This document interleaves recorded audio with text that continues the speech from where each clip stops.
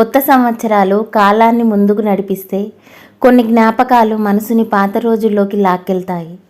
తను నా నుంచి కరుమరుగై ఏళ్ళు గడిచినా నాకు మిగిల్చిన జ్ఞాపకాల్ని రోజుకోసారైనా తడిమి చూసుకుంటూనే ఉన్నా.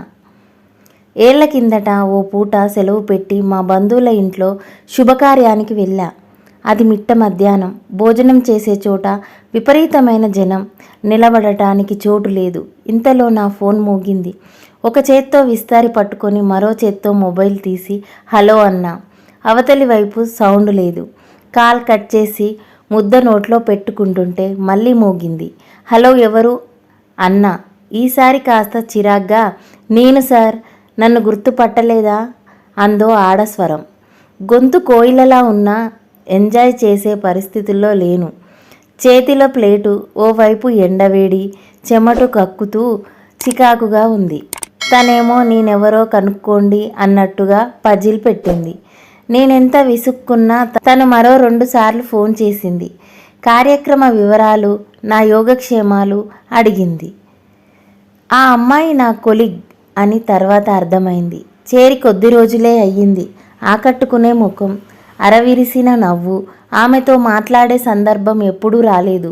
కానీ ఓసారి అవసరం ఉండి తనుండే చోటికి వెళ్ళా. పని పూర్తి చేసుకొని తిరిగొస్తుంటే, అయినా నాలాంటి వాళ్లతో ఎందుకు మాట్లాడతారు సార్ అంది వినబడేటట్టు. నేను తనని చూడగానే చటుక్కున ముఖం తిప్పుకుంది. ఆ ఎత్తి పొడుపుల ఆంతర్యమేంటో ఆలోచిస్తూ అడుగులో అడుగేసుకుంటూ బయటికొచ్చా. ఆఫీసులో తనది నా సమాన హోదానే. అవసరం, సందర్భం రాక మాట కలపలేదు. దానికే నొచ్చుకుందేమో. అదే భావనలో ఉండొద్దని ఓసారి నేనే వెళ్ళి పలకరించా. అప్పటినుంచి తన ప్రవర్తనలో విపరీతమైన మార్పు. ఆఫీస్కి రాగానే విష్ చేసేది. మధ్య మధ్యలో ఓరచూపులు, కొంటె నవ్వులు. నేను వేరే ఎవరితోనైనా మాట్లాడితే తను ఇబ్బంది పడటం గమనించా. దీంతో నాలోనూ భావోద్వేగాలు వెల్లువెత్తాయి. అసలు నాపై నీ ఉద్దేశం ఏంటి? నా గురించి ఏమనుకుంటున్నావు అన్నానోసారి. 2 రోజులు అయ్యాక నా చేతిలో ఓ కాగితం కట్ట పెట్టింది. దాదాపు 20 పేజీలుంటాయేమో. తెరిచి చూస్తే ముత్యాల్లాంటి అక్షరాలు. తన భావాలన్నీ వ్యక్తీకరిస్తూ మనసంతా పరిచేసింది. నువ్వు అందరికన్నా ప్రత్యేకంగా ఉంటావు. నీ పనితనం, పద్ధతి నాకు తెగ నచ్చేశాయి. అందుకే నువ్వు కనబడితే కన్నార్పకుండా చూస్తాను అంది. నా కోసం తెల్లవార్లు మేల్కొని రాసిందట. చివర్లో బంగారం అని సంబోధించింది. అవన్నీ చదివాక నా మనసుకి రెక్కలొచ్చాయి. అమ్మాయిలే కాదు, పొగడ్తలకు అబ్బాయిలు పడిపోతారని అర్థమైంది. అప్పటినుంచి మా ప్రేమనంతా అక్షరాల్లోనూ తర్జుమా చేసుకునేవాళ్ళం. లెటర్లలోనే మూటగట్టి బట్వాడా చేసుకునేవాళ్ళం. సీతారామం సినిమాలో నాయికా నాయకుల్లా 6 ఏళ్లలో మేం ఫోన్లలో 5-6 సార్లు మాట్లాడుకున్నాం. నా హృదయంలో తనకి చోటు ఉందని తేర్లాక నా కోసం ఎన్నో చేసేది. అందరికన్నా ముందే వచ్చి నా పని చేసి పెట్టేది. గేటు దగ్గర నిల్చుని నా రాక కోసం ఎదురు చూస్తుండేది. ఏమాత్రం ఆలస్యమైనా అలిగేది.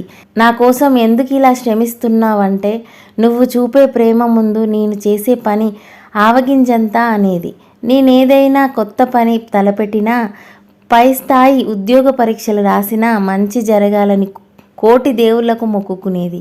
ఒక అమ్మాయి ఇంతలా ప్రేమిస్తుందా అని ఒకసారి నాకే ఆశ్చర్యమేసేది. ప్రతి కథలో మలుపు ఉన్నట్టే మా ప్రేమ కథ సైతం ఓ టర్న్ తీసుకుంది. అది మేం చేసే వృత్తి కారణంగా. అది నన్నో దరిని, తననో చోటికి విసిరేసింది. మళ్ళీ మేము ఒకరినొకరం కలుసుకోలేనంత ఎడబాటు కలిగించింది. రోజుకో కొత్త బహుమానంతో కనువిందు చేసిన ఆ వెలగ పువ్వుల సోయగం నాకు దూరమై దశాబ్దమైంది.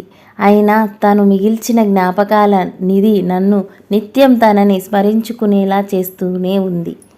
ఫ్రెండ్స్, మీ జీవితంలో ఎదురైన ప్రేమ కథని, మీ అనుభవాలని మాతో పంచుకోవాలనుకుంటే మీ ప్రేమ కథని పేపర్ మీద రాసి స్క్రీన్ మీద కనిపిస్తున్న వాట్సాప్ నెంబర్కి సెండ్ చేయండి.